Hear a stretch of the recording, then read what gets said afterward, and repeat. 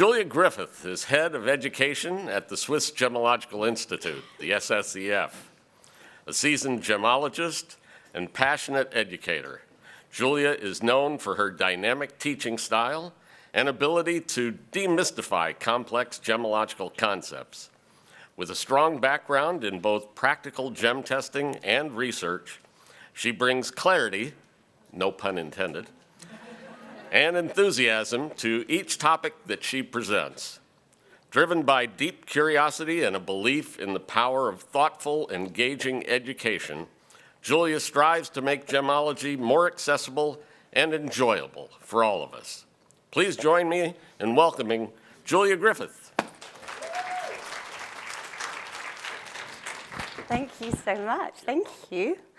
Thank you for having me. It is my honor to be here at the AGTA Gem Fair 2026, speaking to you about synthetic diamonds. Now, this is a huge topic. We could spend all afternoon discussing why I've chosen to call them synthetic diamonds and not lab-grown diamonds. But instead, because our time is limited together, we're going to focus on testing and identification. But at the end, there'll be a session for Q&A where you can ask me any questions you like. It doesn't have to be what I've covered in this talk. So, synthetic diamonds, they're evolving. And when I say this, I mean that their production is evolving. The methodology used to create them is changing. And even the smallest adjustment can affect the final product. And this isn't something that you can see.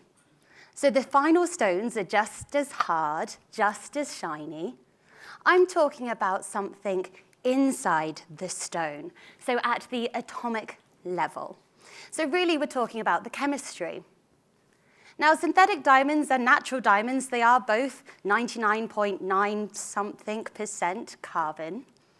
But beyond that, we have impurities and other defects, and these are impacted by any adjustment to the growth environment, or, saying that, any treatments that occur afterwards. And this is what impacts how synthetic diamonds respond to tests. And sometimes this can challenge what we think we know about synthetic diamonds. So what we're going to do is talk about testing and identification. There are many directions that we could even go in this topic. But what we're going to do is focus on a few cases for which I think you'll find most interesting and relevant for your work. But before we talk about any of that, really we do need to talk about the production of these stones and understand how they are created. So we're going to cover some production methods. So there are two main methods for producing synthetic diamonds: HPHT, which stands for high pressure, high temperature, and CVD, which stands for chemical vapor deposition. Now, these two growth methods are completely different from one another, so we will be talking about them separately, starting with HPHT. So as the name suggests, these are grown using a huge amount of pressure and temperature, and they're grown within huge presses. This is actually the most popular press used for these stones. This is the cubic press. It was created or invented in China in the 1980s, and it's what's used to create most HPHT synthetic diamonds today. The one on the right, this is one of the more older machines. These are massive. They can weigh up to 100 metric tons. The more modern ones, they're a more modest weight of just 40 tons. Okay. But if we have a look inside of these presses, what you can see is they're made up of 6 anvils. These are what are able to give the huge amount of pressure required. And then right there in the center, we have the reaction cell. And the reaction cell is where all the action happens. So let's take a closer look. Now, inside the reaction cell, there's lots of things going on. Most of the elements you see are what transfer the heat and pressure onto 3 main ingredients. So these are graphite, so this is the carbon source. A metallic catalyst, or flux, this is made up of 3 metals, nickel, iron, and cobalt. And then at the bottom of the cell, we have a seed crystal. This is another HPHT synthetic crystal, normally really, really tiny. Its purpose in this process is to kickstart crystallization. Without it, no synthetic diamonds would grow in this process. So let's grow some stones. First thing that we're going to do is add the pressure. Then, when we heat up the reaction cell to about 1,300 to 1,600 degrees, this is what causes the metal to melt. It becomes molten.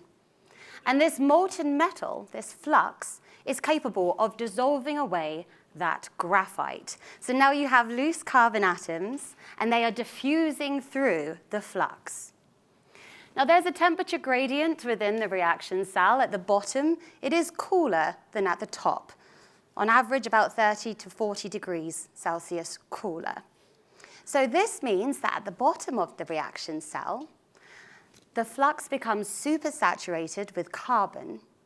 And because of the presence of the crystal seed, this kickstarts recrystallization in the form of synthetic diamond due to all that temperature and pressure.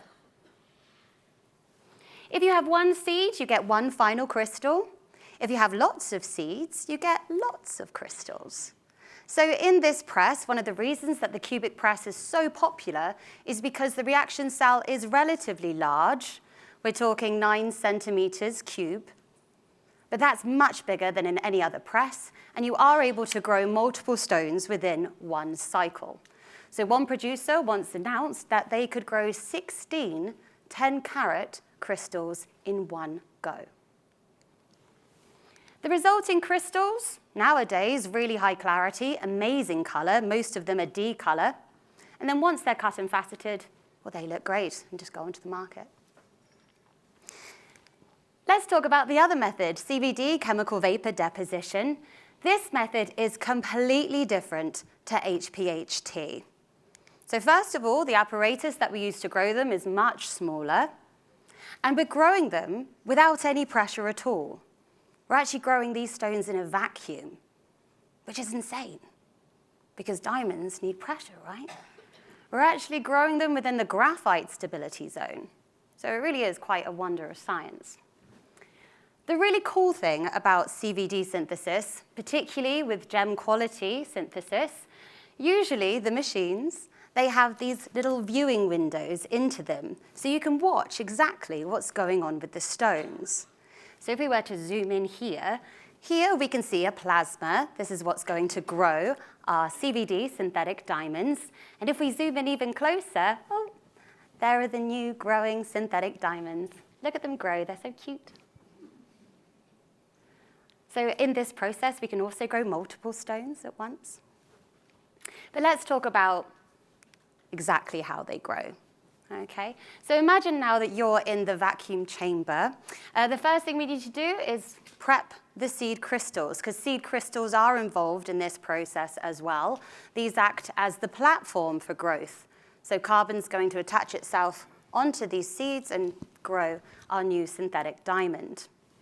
The seed crystals themselves, these are made from other synthetic diamonds. So there could be slices of CVD synthetic diamond or slices of HPHT synthetic diamond. And yes, that choice does affect their chemistry later on.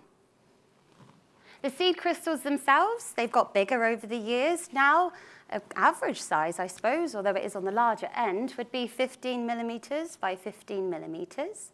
So you can imagine how big a stone you could cut from that. And once now everything's ready, we're ready to grow some stones. So let's get to it. First of all, we make the vacuum chamber. Well, we suck all the air out of it, so we turn it into a vacuum. And then we add our first ingredient. The first ingredient is hydrogen. So hydrogen is pumped into the chamber and then heated with the use of microwaves. And this gets super hot. In the center of the plasma, you're looking at temperatures close to 5,000 degrees Celsius, which is similar to the surface temperature of the sun. Once we've made our plasma, which is highly energetic, very powerful, we're then ready for the next ingredient, and the next ingredient is methane. The chemical composition of methane is CH4, so carbon and hydrogen. This is our carbon source. What's going to happen is when the methane comes into contact with the plasma strips it apart into smaller molecules. And then these molecules are moving around the plasma, and as they move down to the crystal seeds where it's cooler, then they'll start to attach themselves to these crystal seeds and grow atom by atom, just in one direction, upwards. But after a while, we have these blocks of CVD, synthetic diamond crystals. Now, as we are growing these in low pressure, there is something else that forms around the outside of these crystals, and that's non-diamond carbon. So we get amorphous carbon and graphite and synthetic polycrystalline diamond. So the final crystals actually end up looking like this. And then the first thing we need to do is laser off all that overgrowth, and then we have our crystals. These ones are brown, as you can see. And actually, the majority of CVD synthetic diamonds that are grown do have a brown tint. But what we can do is treat them with high temperature. This can either be with high pressure as well or low pressure. But this annealing process will affect the chemistry of the stones. It will move around different vacancies. It will reduce the stress that this stone experiences. And with that, it removes and reduces color. So the result is a more colorless crystal. And from there, it gets faceted and sent onto the market. So those are our two main processes for CVD and HPHT, synthetic diamonds. The crystals are obviously very different looking, but once they're cut and polished, well, they look great, really. There's no way to say what they are just from looking at them, with the exception that they don't have any laser inscriptions or any big inclusions, right? They look very, very great. They look good, okay? So the differences in how we can identify all exists within them in regards to impurities and these other defects, dislocations, vacancies, okay? Now, the difficulty when it comes to identification, well, actually, the easy part of identification, really, is that these stones, and actually we'll get natural diamonds involved as well, because it does concern them. So natural diamonds and synthetic diamonds, HPHT and CVD, they can all have very characteristic reactions to certain tests. But things get a bit more difficult because sometimes you have more unusual reactions. Sometimes these unusual reactions are really unique and don't exist in anything else. One example of that would be HPHT. Some of these stones will phosphoresce orange after daylight. Nothing else does that. So that's actually an identification feature. It's quite handy. But sometimes their unusual responses cross over with each other. And that's where things get a bit complex. And treatments on these stones can also create crossovers. It can add new features. It can diminish others. It can then get a bit hard. So in this talk, what we're going to do is focus on 3 scenarios when something that happens in synthetic diamonds challenges the common narrative, the situations that most people know. Okay. So these are going to be controversial to those. So we've got 3 case studies. I'm going to start with an easy one. Okay. So first case is CVD, synthetic diamonds that have electrical conductivity. This is something that's quite new. So something in the stone is affecting one of its properties. Now, if we take a step back and talk about electrical conductivity in diamond in general, if a diamond has electrical conductivity, we then have a problem with diamond probes. So we have a problem with these simple instruments that help us tell us whether they're diamond or a diamond simulant. So if there is electrical conductivity in diamond, these will test as synthetic moissanite on these probes. And that's because inside their structure, there are impurities of boron. Now, boron creates electrical conductivity in the diamond structure. It can also create a blue tint. But if there's not enough boron, or more specifically uncompensated boron, then actually there is no impact on color, but it can still influence the electrical conductivity. Now, in synthetic diamonds, this is already a really well-known property for HPHT synthetic diamonds. I don't know whether you saw in the market, but a while ago, quite a few HPHT synthetic diamonds had this subtle blue tint that was due to boron. And in these stones, they all had electrical conductivity. Then we started seeing more colorless HPHT synthetic diamonds that still had electrical conductivity. And that's the majority today. So one study suggests that 80% of colorless HPHT synthetic diamonds have the property of electrical conductivity. And given today that their colors are phenomenal, so over 70% are D or E color equivalent, that's pretty phenomenal. Okay, most of those will still have boron in their structure, despite not having any blue color, and test as synthetic moissanite with simple diamond probes. But the newer information is the fact that it's not just HPHT that do that, it's CVD. CVD now has this property. I first realized this back in 2022 when I was gifted this ring here. Now, I'm very happy when I get anything free, just to say, okay, especially if it's wearable and shiny, okay? But as a gemologist, and also I specialized in synthetic diamonds for quite a while, I used to test all my stones with every single available test.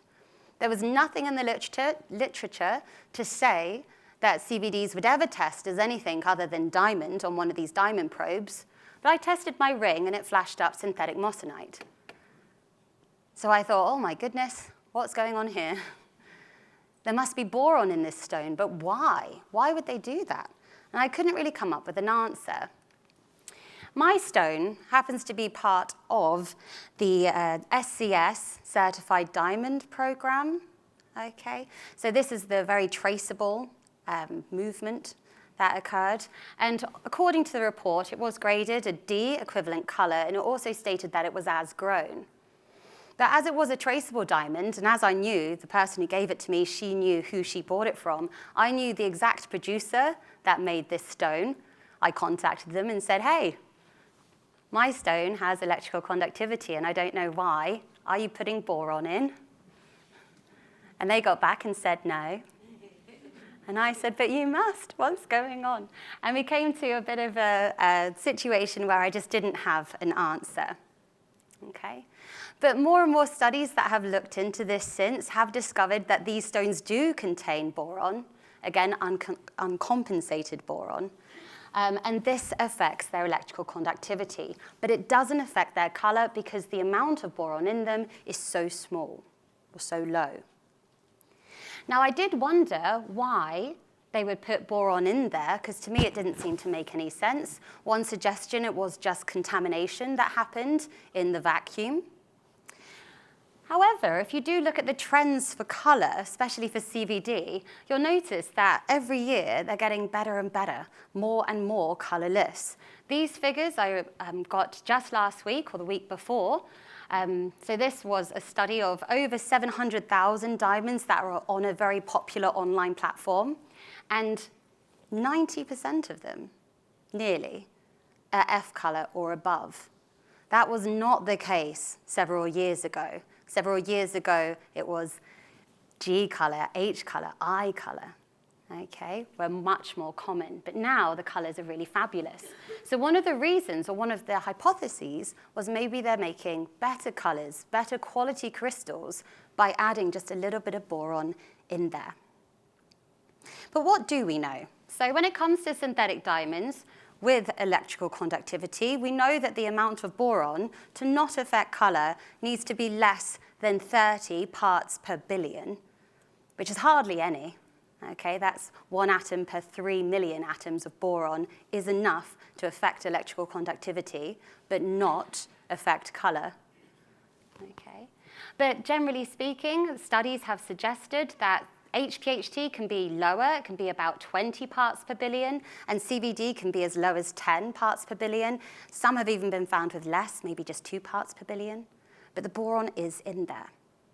So many HPHT synthetic diamonds do have this property, around 80%. CVDs, it's an increasing number. Still a minority, but more and more CVDs do not test as diamond with a diamond tester. They test as synthetic moissanite. So how does this affect you? Well, if you are in the trade and if you are using synthetic, diamond probes to separate diamonds from diamond simulants, then you could misidentify. So one of the things I would advise to do is to really learn how to separate diamonds and simulants by eye. And then actually you can use this test to maybe indicate when you might have a synthetic, because synthetics are more likely to test as synthetic moissanite on these probes.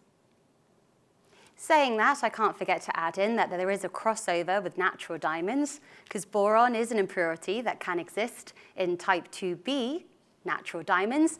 Most of these diamonds will be blue, and they are exceptionally rare. Less than 0.01% of natural diamonds have boron in them.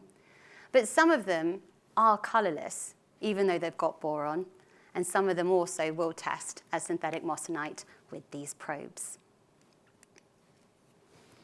Moving on to the next case, so something that's a bit unusual, is CVD, synthetic diamonds, that display blue fluorescence under deep UV. Now, to talk about this, I'm going to start off by talking about the typical reactions of diamonds and synthetic diamonds under deep UV. For natural diamonds, vast majority, these will go blue. For HPHT synthetic diamonds, these will go a green-blue for their fluorescence, and then after excitation, they phosphoresce for a very long time, and it's normally very strong, again, this green-blue color.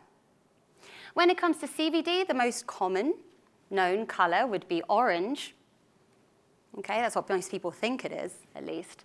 And then with HPHT treatment, it's again this kind of greenish, green-blue color, and these will phosphoresce as well. So these are the most well-known colors responses for diamonds and synthetic diamonds under deep UV.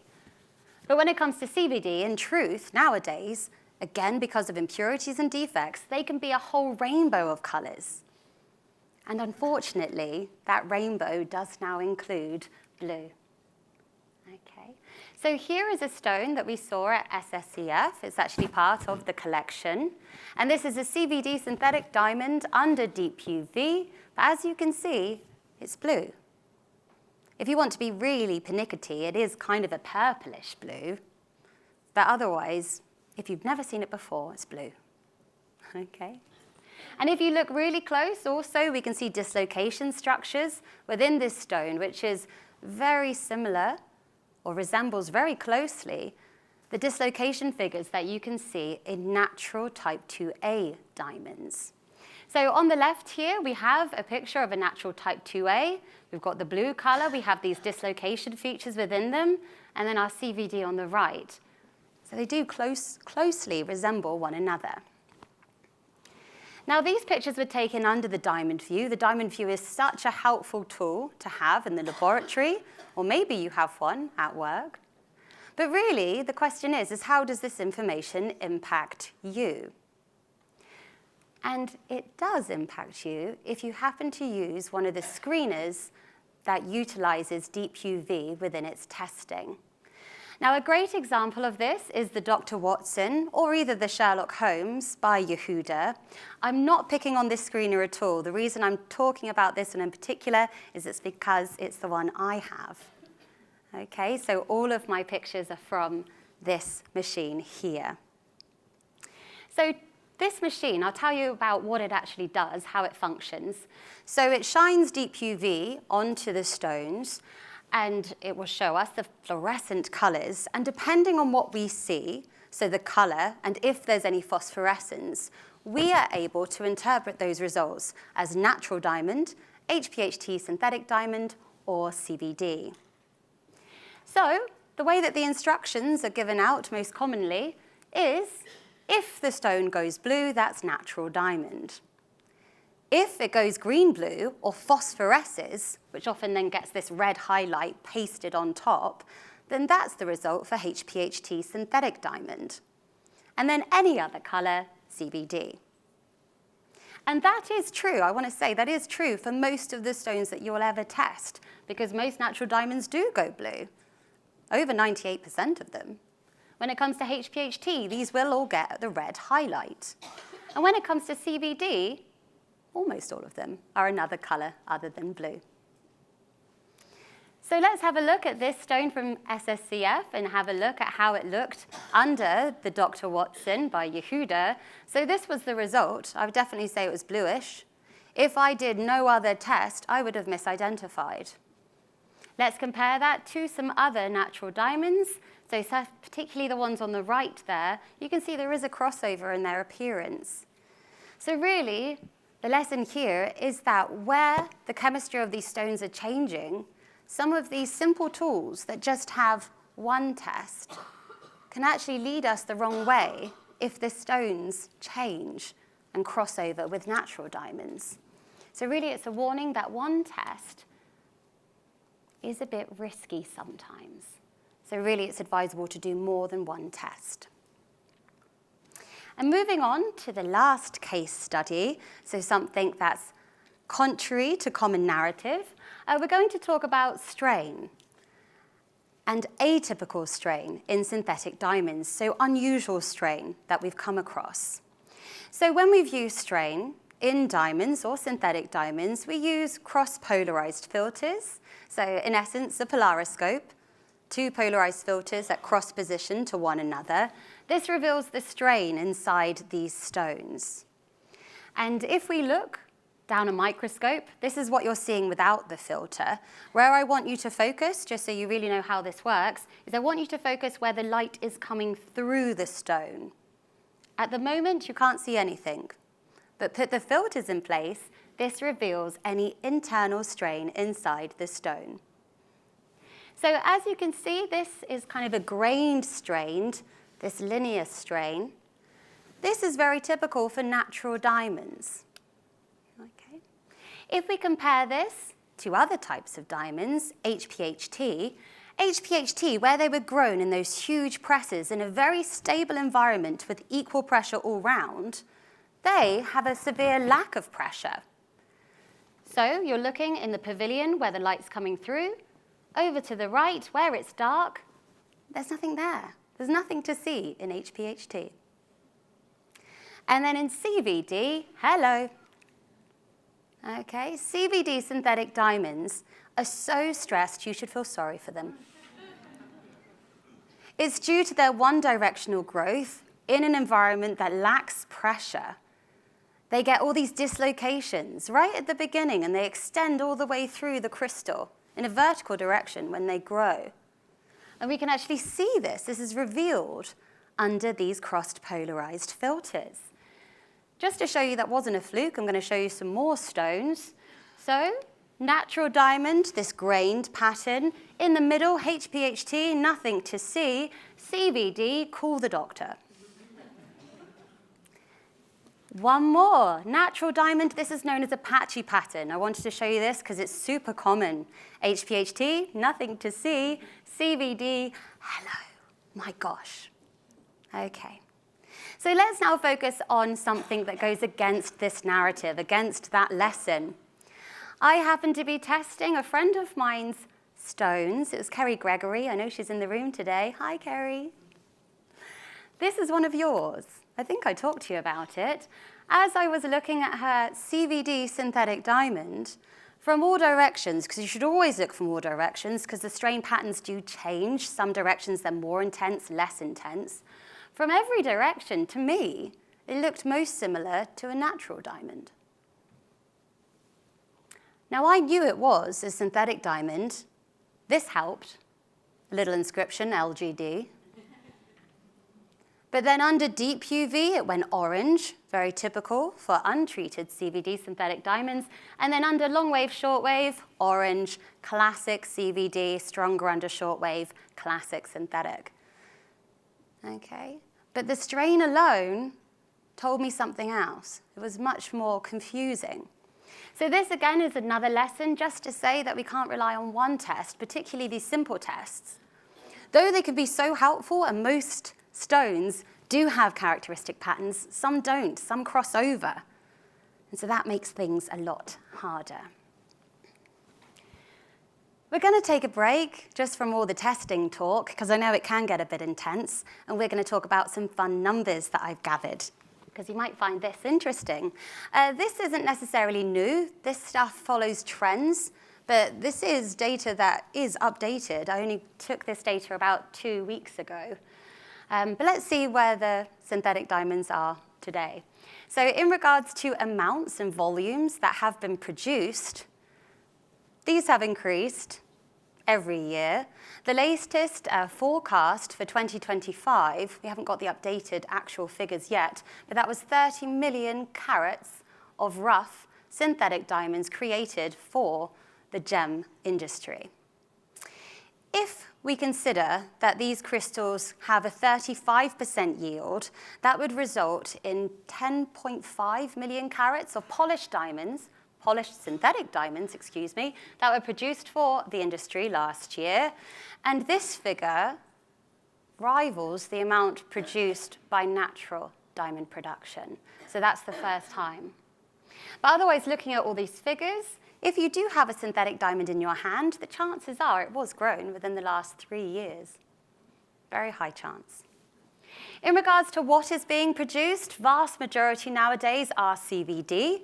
This is true for all synthetic diamonds over 20 points and above, so 0.2 carats. When it comes to melee, that's a different story, because most of those are produced with HPHT, because the method of growth really works for producing lots of small stones at once. Okay, those CVD melee are increasing, just for fun. But otherwise, most are CVD for 20 points and above. And in regards to quality, my gosh, they are really, really good nowadays. So considering all stones that are on the market, the figures I'm giving you are from one platform, but a very popular platform that sells synthetic diamonds. Color is incredible. So nearly 90% possess equivalent color of D, E, or F. When it comes to clarity, this is also pretty phenomenal. 95% or just over are equivalent to VS2 and above.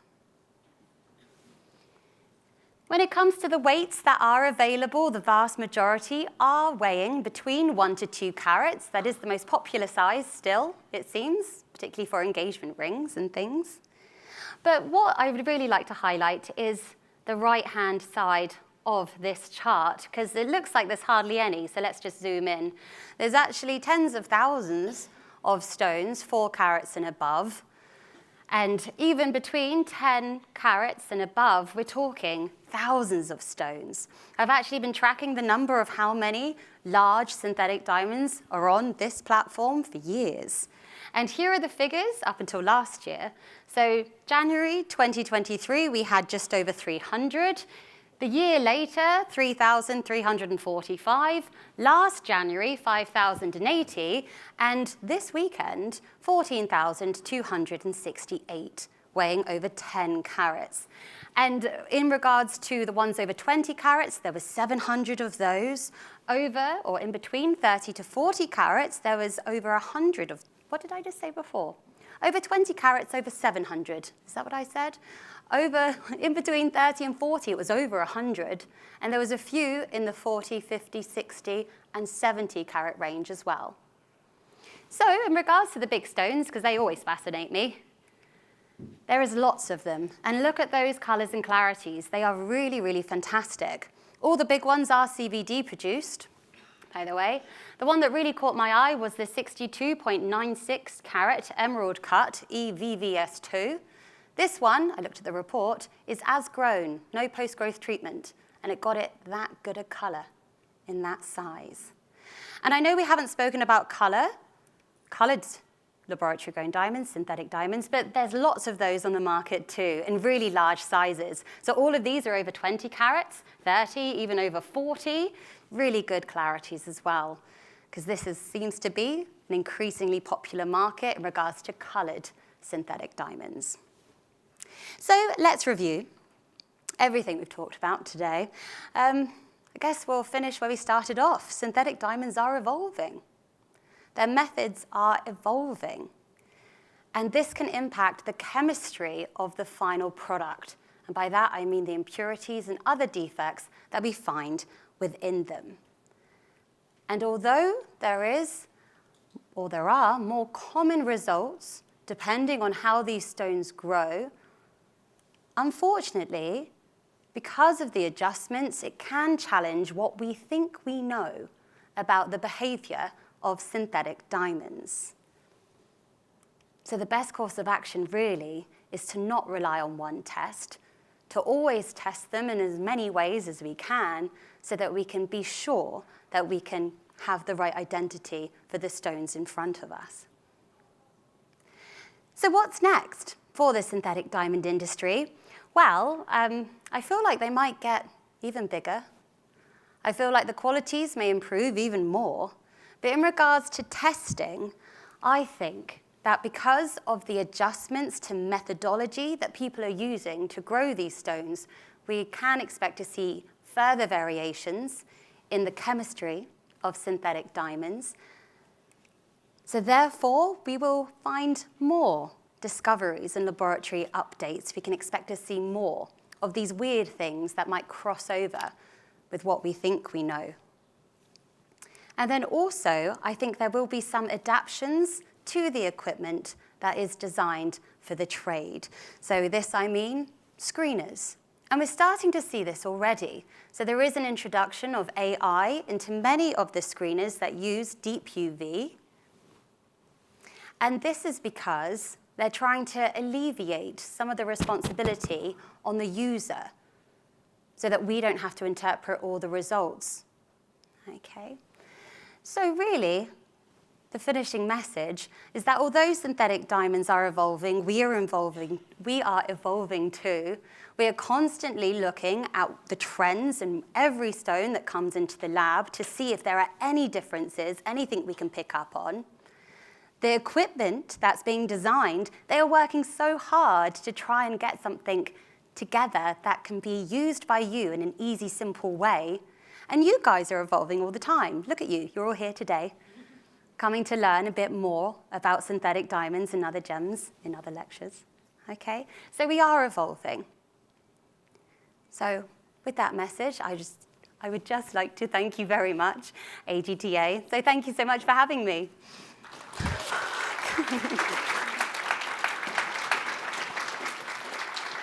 Thank you, Julia. Questions for Julia? Please. Yes, right here. Scott. Julia, a 60-carat diamond is probably, 35 millimeters across, plus or minus a little bit, but it is produced by CVD. Mm-hmm. So what kind of a seed do they use that's 35 millimeters across? That is an excellent question, because I was wondering at one point about how big they can go. And some of the research, there seems to be a couple of things that people have tried and are still trying. One is heteroepitaxial growth. So everything we talked about today, we were growing synthetic diamond on synthetic diamond seeds when it came to CVD synthesis, right? Now that's homoepitaxial growth because it's the same material, essentially, one being grown on top of the other. Heteroepitaxial is when you use something else. So one company, it was originally in Europe, they were using iridium platelets as their seeds, but it's more complicated than that. They needed it to be super pure and coat it with something else first, and then have these little iridium crystals. But then they had a cubic structure, a cubic lattice, that was similar to a diamond lattice, so they could be used as a seed. Now, that company was purchased by Diamond Foundry a few years ago, Diamond Foundry being the really big synthetic diamond producer in North America. And I was really wondering what they were going to do. What it's used for mainly at the moment are these huge CVD, synthetic diamond plates. They're thin, but they can be big, 100 millimeters in diameter. And they're currently being used for the technology industry. Because I'd just like to remind you here, actually, is that we are just a small part of the synthetic diamond industry. Like the industrial diamonds for abrasive is way bigger than what's going on here. And then also technology is bigger and is going to get even bigger in the future. I'm digressing, aren't I? But basically, so Diamond Foundry, I always wondered whether they would, using this heteroepitaxial growth on iridium platelets, whether they could grow a really deep crystal and cut one bigger. So that's still monocrystalline? It would be a monocrystalline diamond, yeah. The difficulty is with that situation is you can't just grow up into the plasma during CVD growth. It will affect the growth of all the structures on top. So really they need to create, I'm making it sound simple, but how I think of it, they need to drop the platform so that the surface that's been grown on is able to stay at the same distance. Anyway, that was just one way. Another way is mosaic seeds. So what the idea is basically you put seeds really close together. I actually came across one when I visited Sky Diamonds. This is a synthetic diamond producer in England, and they had a crystal that was about 30 millimeters long because it was two seed crystals that had been so close together, but it grew one solid crystal across. That was 30 mil. And it was an accident that they did it. Other people are really trying to do that. But yeah, suddenly they had a huge crystal. Don't cut that into a gem. Use it for seeds. You suddenly have bigger seeds. Try it again. You'd get bigger and bigger. And I know that there's a lot of people trying to do things like that. I will try and keep my answers shorter in the future. I'm so sorry. But I hope that answered your question. And thank you for it. More questions? Back here in the back. Yes? What is the average investment in a CVD versus HPHT stone, and does that correlate with size? So in time and resources? The average investment. Yeah, so time investment, how long does it take? And then resources as far as energy consumption or cost. I see. I will try my best to answer the question. In regards to speed of growth, for a grower, and this is pretty much the same for both HPHT and CVD, to grow a crystal about 2.5 carats, which would be big enough to cut a 1 carat faceted stone, that takes about 8 days and a third. So just over 8 days to grow a 2.5 carat crystal. To grow a crystal that's about 12 to 14 carats, on average, takes about 600 hours, so that's 25 days. So that's about 3 to 4 weeks. But don't forget that you can grow multiple crystals at once in both of these processes. You also have the fact that the different producers, they're in different places. You know, the biggest producers, they're in China, India, USA. Everyone has a different price for rent, for energy, for water, whatever they need. So in regards to the average investment, I'm afraid I've got no idea, but hopefully you found the growth speeds interesting. Yes, right here. Do synthetics have the same grain as mountain diamonds? In regards to like cleavage directions and hardness directions, yes. Yes. In regards to their structure, exactly the same. So they cleave and they get cut in regards to those different directions of growth, absolutely. Yes, right here. I really appreciated your talk. I had a question. You seem to have visited some of these facilities and you have good working relationships. Is there a part of the world that's dark that you know that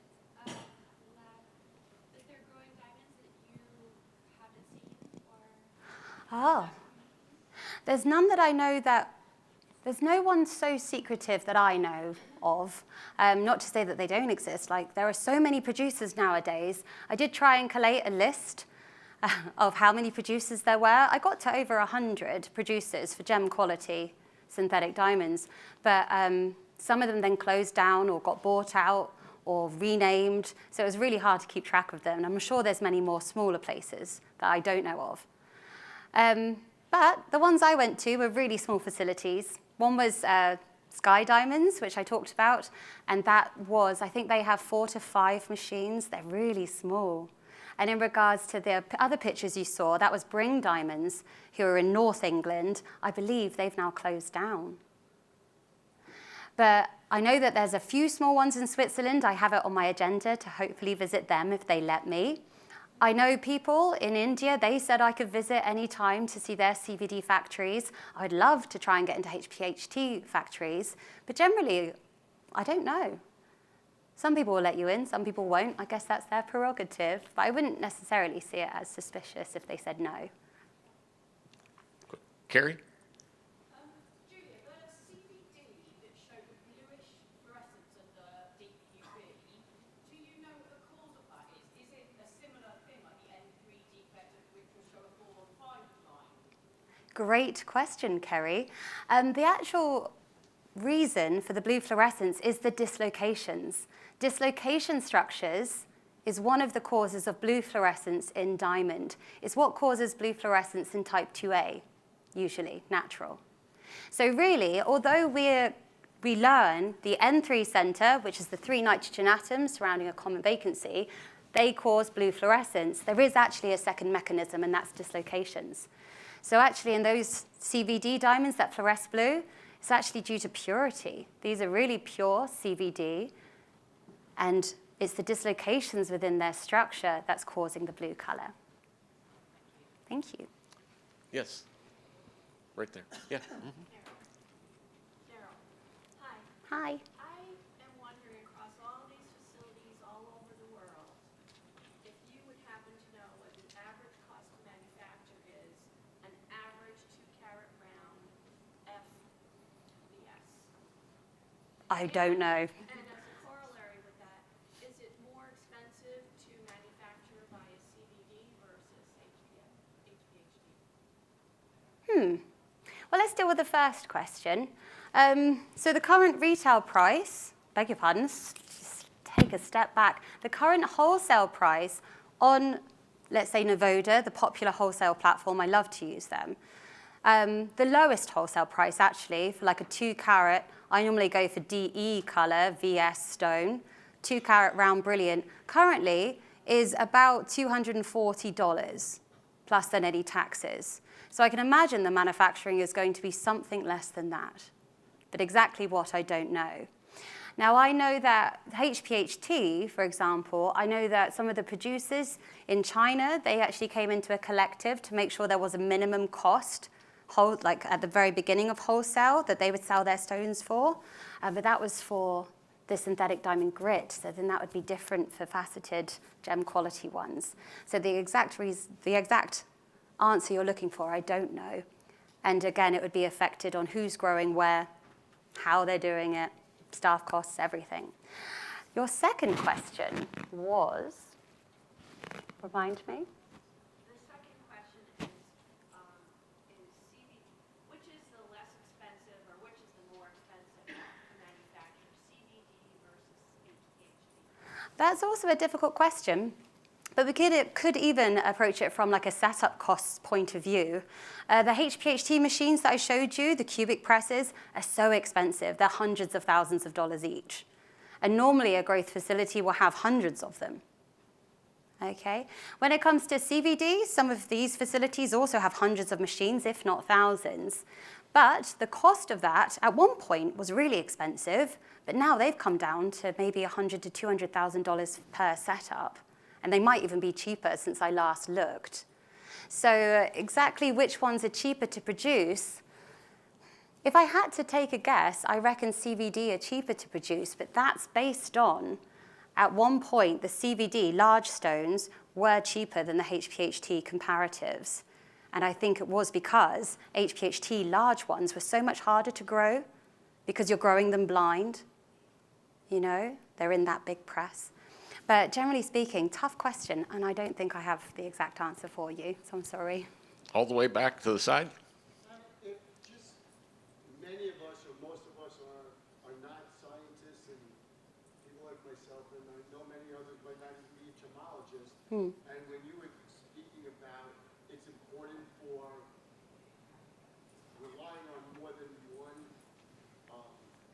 piece of technology to verify something, it might not be as realistic.